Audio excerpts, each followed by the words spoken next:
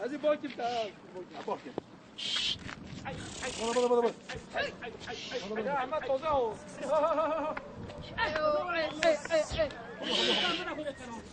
هاي ثاني